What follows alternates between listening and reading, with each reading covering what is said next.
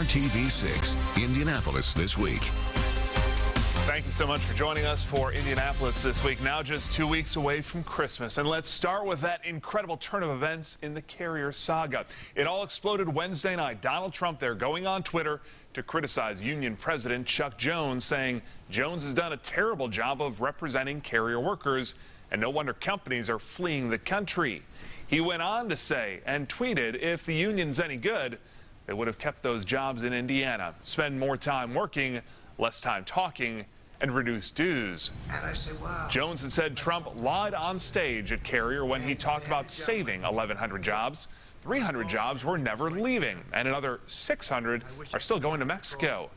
Jones says he was angry that Trump gave false hope to carrier workers set to lose their jobs when the company moved some of those production jobs to Monterrey, Mexico. Rafael Sanchez is with Chuck Jones. Jason, thank you. Joining us now is Chuck Jones with the United Steelworkers Local 1999. And Chuck, you've had quite a week. You got into a spat, a Twitter spat, with the president-elect Donald Trump. Has he reached out to you at all? Have you spoken to him since that spat began last week? No, sir. I put the message out that I'd be interested in sitting down with Mr. Trump, trying to work out for a common solution to keep these jobs in Indianapolis and Huntington, Indiana, if he was interested in trying to get that done. And if he says, and he is, that's his goal, that's definitely our goal, to keep these jobs in this country. In fact, you held a news conference in this very hall on Friday, calling out to the president-elect, saying, listen, if you want to meet with us, we can find ways to save the 550 jobs at Carrier and the 350 jobs at Rexnord. Is there such a plan? I mean, do you have something in the works that you could sit down at Trump Tower and say, we can save these jobs? We could sit down with Mr. Trump anywhere, Trump Tower or here. If he's got a goal to keep the jobs, and he says he does, he wants to keep them here in this country, we share that same concept, and we'll sit out anywhere to try to achieve keeping these jobs here in this country, in this city. Has this Twitter spat been good for this cause, in the sense that because you are going up against, or the president-elect is going up against you, it has brought this really to the attention of the nation? Yeah, without a doubt, because people say, well, you know, what's it done? It definitely has keep the situation alive, what's going on in this country, where we see jobs being moved overseas due to corporate greed and unfair trade, and it's put more of a limelight on it. And what do you say to the critics? Because you've also heard that the reason that the jobs are leaving is because the unions are getting in the way. How do you respond to that? Is the union a part of this problem? Well, in my opinion, no. The company was profitable. Both companies were profitable, Rexnord, Carrier, both. So it wasn't because they were financially strapped because of high wages. They're just going out of this country due to $3 an hour they pay the Mexican workers. And we should point out the negotiations begin next week with Rexnord and the company. Is there any possibility that Rexnord will reconsider after what's happened at Carrier? At this point in time, there's no indication that they will. We'd be pleasantly surprised if that's the case, but we have no indication that's going to happen. Do you think Rexnord should get the same tax incentives that Carrier is getting? I mean, should there be a carrot here of some kind to keep that company here? Well, I'm not a big believer on the taxpayers in Indiana having to give money to a profitable company, whether it be Carrier or Rexnord. I believe there ought to be stipulations where you can't leave this country and then come on back and still have military contracts and stuff like that, and expect tax abatements. But you know, as far as the taxpayers' money going to profitable companies, that's probably a major issue I don't agree with. Chuck Jones, thank you so much. We appreciate your time. Jason, now back to you in the studio. Let's bring in ABC News Political Director Rick Klein. Now, Rick, thanks for joining us. Thank you. Glad to be here. Let's talk about the Carrier deal. Everyone is for Donald Trump right now. Pretty good deal. Great press, improved favorabilities right now. On the political side of things for Trump, so far, this seems like it's been a win.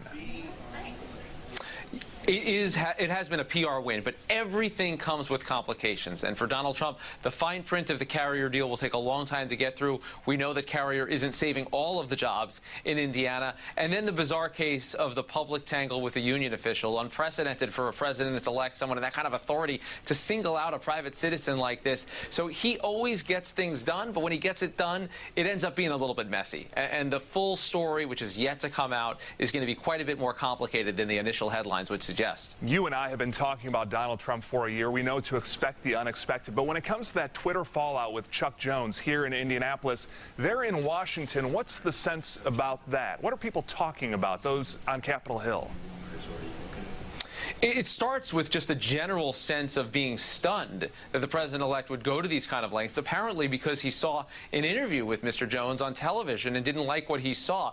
So in terms of people that are reading tea leaves about a governing style, it suggests someone who's going to be far more involved in the daily news cycle, to say the least, than we've ever seen out of a president of the United States. And of course, he takes this deal very seriously. He spent a lot of time early on in this transition effort. It's not like Donald Trump doesn't have other things to worry about than negotiating deals that keep a couple of hundred jobs stationed in Indiana. He saw this as symbolically important, and I think that's the other level to this, is that people in Washington say, okay, well, this is a president who is going to work in symbolism. He's going to get involved in very micro deals sometimes, talking to companies directly, talking to CEOs directly, talking to unions directly and indirectly on Twitter to try to make small-scale deals. That isn't typically what we've seen out of a president who tends to focus on the big picture, not the little picture. You wrote this week about precedents and how this could potentially lead to a possibly dangerous precedent, and people are potentially concerned about that as well. Talk a little bit about that. Well, the precedent here is important because, first, no one is going to say the President of the United States shouldn't aim to keep American jobs. But the powers of the presidency are so vast, the levers and the complications and the relationships.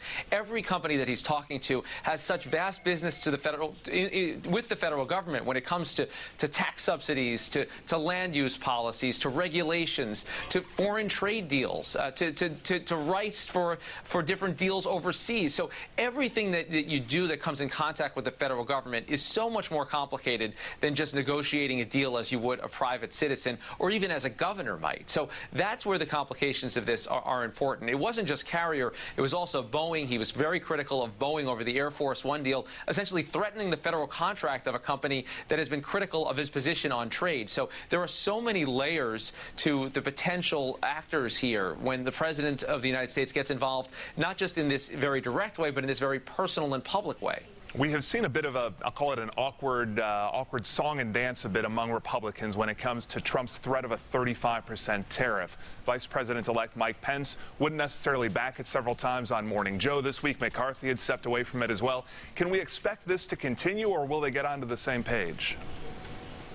Oh, I do not think they're going to be on the same page. I think there's going to be big clashes unless Donald Trump backs off on his threats on tariffs for companies that export jobs and then import their products back into the United States. This has been something that the business lobby and their Republican allies have generally been comfortable with. They've been supportive of freer trade and against tariffs, those kind of barriers for business and the free transfer of money. This is an area where Donald Trump is not going to find a lot of allies on Capitol Hill, and I don't think they're going to have an ideological conversion. They're going to oppose him. So we're starting to see the fault lines form, and they have not been traditional fault lines. Donald Trump will be a president unlike any other. He owes less to the traditional Republican establishments than any Republican president we've seen in modern times, and he is going to challenge party ideology, party orthodoxy in some very uncomfortable ways. A final question for you. Speaker Ryan this week joked about it and said that he wouldn't respond to all of Donald Trump's tweets. He doesn't have the time for that. But when he tweeted about Boeing, Boeing stock dropped a point quickly. It leveled out after that, though. Is there a concern that he is potentially influencing business decisions and influencing the market with what a lot of people would perceive as 140 characters or less, a simple tweet that goes out? We have never seen the bully pulpit on Twitter with the instantaneous reaction that carries every presidential-elect, soon-to-be presidential message. It is unlike anything we've seen. This is not about stray comments at a press conference. It's not about press releases from the White House office. It's about a man who tweets on his own and the potential, yes, to move markets, to influence deals, to influence major business decisions, to force people to his way on matters of policy, matters of personal business interests with his own interests that are still lingering out there. All of this becomes enormously complicated. We've never had a president who's had this many business complications. We've never had a president who used this many means of communication. We are very much in uncharted territory. Much more to come on all of this. ABC News Political Director Rick Klein. Rick, thanks for joining us. Happy holidays to you and your family. Thanks, and same to you guys. Thank you. Still to come, our political insiders are standing by to talk about jobs, Trump, and Twitter. It's next on Indianapolis This Week, only on RTV6. Back to Indianapolis this week. We're joined now by our political insiders, including one of my favorite people on the planet, Mary Beth Schneider, of course. And then these two guys, Joel Miller for the Democrats and our favorite conservative commentator, Abdul Hakim Shabazz. Trump supporters that are watching right now, they look at this panel and they say, there are no big Trump supporters there. So I will be the voice of the Trump supporter right now. And all of this hullabaloo over Trump and Twitter, they're just tweets. It's 140 characters or less. A lot of Republicans say that they're simple tweets. They're not going to talk about the tweets. Should we care about these Donald Trump tweets? Yes. Mary Beth, let's start with you. Yes, we absolutely should care. You know, they aren't just tweets. They're words from the President of the United States. He tweets out about Boeing, their stock goes down. This is, he tweets out about Chuck Jones, the steelworkers local president from Indianapolis. He gets death threats. We certainly should care, and somebody needs to take his phone away. This is just social media stuff, though, Abdul. No, this is not social media. This is not my 19-year-old nephew, you know, just playing on Twitter and Facebook and Snapchat. Like Mary Beth said, you are the president-elect of the United States of America, and it's time for you to start acting like it. Because guess what? When you tweet and when you talk, it's the old E.F. Hutton commercial. People listen. There are consequences. Yep. Joel, you're on Twitter as well. I am. Yes, you are. I don't want him to take Donald Trump's phone away. I think the American people need to see the kind of person he is. And the more he tweets, the more we see inside his soul. And the fact that he's attacking and impugning the integrity of people he's never met says a lot about the kind of leader he is. Let's talk about Chuck Jones. He's no stranger to people here in Indianapolis, in the state of Indiana. Your dealings with Chuck Jones over the years, any stories that you have covered with him? As somebody who philosophically is in an entirely different place than Chuck Jones, what I will say is he cares about his cause, he cares about his union members, and he is a man of integrity. Like I said, we come from philosophically completely different universes, but you can always take him as his word, and I don't see him doing anything spiteful, just sort of, you know, he's that blue-collar guy who kind of tells it like it is, which is what I thought, you know, the Trump people wanted. They know that blue-collar, play it straight, you know, no more mincing words. Yep. Chuck Jones tells it like it is, and he said straight out that Donald Trump lied about the numbers at Carrier. That's all he said, because it's true.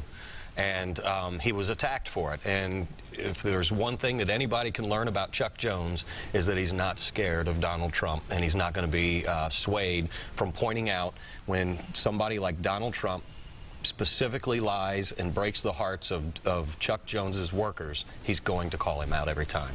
Can you imagine any other Republican leader turning a labor union local president into a national star? And yet Donald Trump managed to do it to Chuck Jones, and Chuck Jones, again, as he said, he just stood up, told it like it is. He didn't fudge on the numbers, and it really bothered him that Trump fudged on the numbers. And he said it in a very blunt way that we're all supposed to really applaud.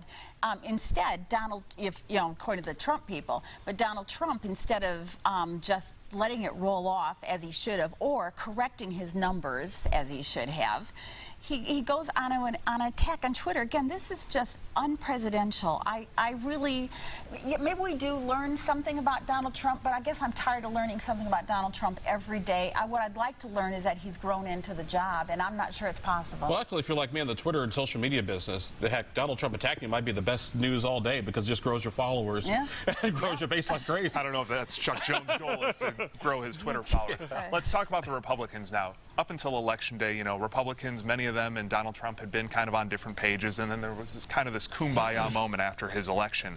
Is that going to fray by the time we already get to Inauguration Day? I mean, we're still more than a month out before Donald Trump actually becomes the president. You've got McCarthy and Ryan and Pence not backing the potential 35% tariff outright. Where does this all go from here before he even gets to the White House? Any idea? Well, any president is going to find out that Congress is going to remind them that we, Mr. President, welcome to Washington, D.C. By the way, did anybody tell you we're a co-equal branch of government? So no matter what Donald Trump would have wanted, whether it had been Hillary Clinton had won, then you'd have had a Congress would have had a different goal, a different bit of agenda. The question is going to be, you know, how much Donald Trump scales back a lot of the things that he knew was going to happen, like the 35% tariff, you know, like the wall, you know, some of the other things that he's talked about, you know, to work with Congress to do things that are really going to help the American people, like end the massive amounts of regulation, totally reform and rewrite the Affordable Care Act. How much does he continue to be steered by these big public stories? You know, Chuck Jones, obviously, he was reacting to seeing him on the news. Carrier, he had campaigned about that. That had kind of tied perfectly into his campaign at the point there. When do we see the big policy shift? Will it come when he's finally in the White House? Honestly, I don't know that Donald Trump is all that interested in policy nitty-gritty, and that's why I think you're going to see more action on Capitol Hill. They have a completely different agenda than Donald Trump has. Paul Ryan wants to privatize Medicare. Donald Trump had campaigns saying he was not going to get into entitlements, that he would protect Social Security and Medicare. So we're going to see a very different agenda, I think, coming out of Capitol Hill, and the question is, does Donald Trump care enough about the promises he made to keep them and fight with Congress, or does he just want to, be perceived as the winner and he doesn't really care what they send? Joel, how big of a difference is there between the campaigning Donald Trump and the Donald Trump we have seen so far? Do you think there's any change? No, and I don't think we will see a difference. I don't think that Donald Trump or his team, certainly not the very closest team, have the political firepower to keep Congress under control. And frankly, I'm not sure he'll be able to keep his own cabinet under control. There are a lot of cooks with a spoon in this soup, and I think it's going to become quite a mess internally in his administration. A lot of generals. Absolutely. A lot of generals so far. We've also seen his approval rating bump after the carrier deal was announced. For those that are unsure about some of the things that he has promised out on the campaign trail, the wall potentially has turned into a fence in certain parts, and, Hillary Clinton not being prosecuted, how much of a leash do Donald Trump supporters give him as he takes over? During the campaign, we kept thinking there was going to be something that was too much for them to swallow. There never was. So I'm actually pretty pessimistic that his base is going to turn on him.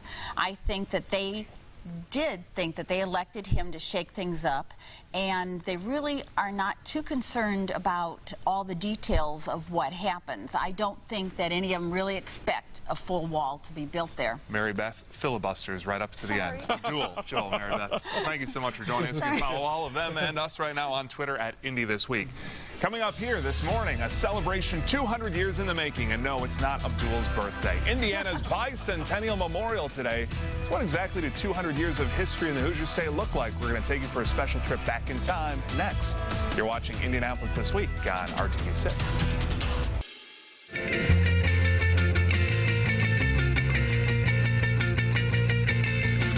Joined now by Amy Lamb from the Indiana Historical Society. Amy, thanks so much for taking some time for us. Sure. You've been pretty busy this year with the bicentennial. Yes, we have. Well, we are checking out the History Center here today, and we're going to start with a bit of a challenge. Okay. As we go back in time through Indiana's history, I want you to take me to the coolest part of this building.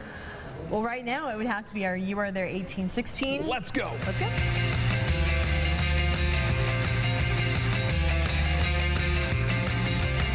This is it right here.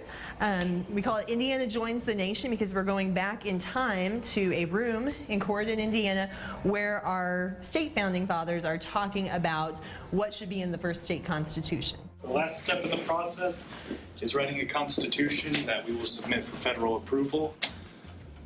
We've been elected in by our respective counties. Population dictates the amount of representation we get here.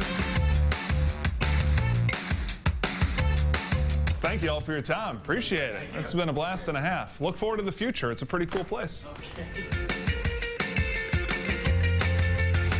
A lot of different rumors that or traditions that aren't true, and we debunk a few of those. But we do see references in our collection as early as the 1820s calling people a Hoosier, or saying so-and-so's Hoosierist wife, which you can pick up a little tone there. So it's always interesting to talk about the word because to some people it's very close to their heart. To other people they think it's derogatory, depending on where in the state you go and who you talk to. So those things are important though, because obviously we identify as Hoosiers. So you can't make it through the holidays without seeing A Christmas Story, right? So. Yeah, I watched it probably 12 times in a row. Okay, so Gene Shepard from Indiana, he grew up in Hammond, and so this is actually, the story was based on his hometown and growing up. So we can't make it through our Festival of Trees without having A Christmas Story, and complete with bunny suits and photo ops. There we go. Yes, the pout and the pout. I feel more ridiculous than Ralphie, and I didn't think that was possible.